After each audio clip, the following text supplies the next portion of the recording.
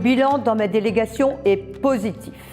Aujourd'hui, la ville et des associations proposent de nombreuses activités aux seniors et les aident dans leurs déplacements. Navettes pour le marché, le club du mercredi, le restaurant Schumann et diverses manifestations organisées par la ville. Le CCAS propose non plus un, mais 2 voyages l'année prochaine, afin de permettre aux seniors isolés ou avec de petits revenus de partir en voyage. La nouveauté sur la commune, une mutuelle, Ma Commune, Ma Santé, qui permet à de nombreux seniors et à des familles de souscrire à une mutuelle adaptée à leurs besoins. Les élus sont à l'écoute de nos seniors et plus particulièrement Madame Hoël et Madame Vendorme, conseillères auprès de nos aînés.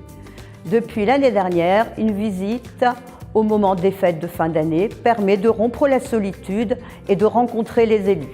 Et ce n'est pas tout, puisque notre ville a pour projet cette année d'adhérer au label Ville Amie des aînés. Le CCAS poursuit son accueil pour les Neuvillois qui rencontrent des difficultés dans leur démarche. Techniciens et élus sont à leur écoute, les accompagnent dans leur recherche de travail et proposent, sous certaines conditions, une aide financière. Par exemple, chaque semaine, un transport pour les Restos du Cœur est organisé.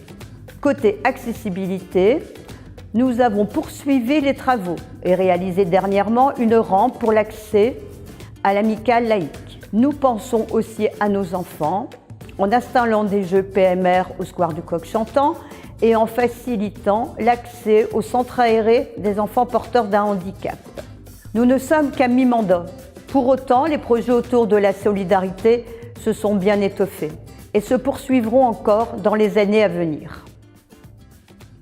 Parallèlement à l'aspect social pris en charge par le Centre communal d'action sociale, nous réalisons depuis le début du mandat des permanences logements, 2 fois par mois. C'est dans mon bureau en mairie que j'accueille en compagnie d'Isabelle Verbeck les personnes en demande de logement. Être au plus près des gens et être à leur écoute, c'est déjà une première étape dans l'accompagnement des personnes face à la difficulté. Sur 535 rendez-vous réalisés depuis le début du mandat, ce sont 141 situations qui ont connu une issue favorable à Neuville-en-Ferrain ou dans les communes voisines. Neuville-en-Ferrain compte 543 logements sociaux, mais ceux-ci connaissent un taux d'occupation maximum pour un taux de rotation très faible, environ 6%. Ces chiffres, preuve s'il en fallait qu'il fait bon vivre à Neuville-en-Ferrain, et si nous n'avions pas encore des demandes en souffrance, nous ferait presque plaisir.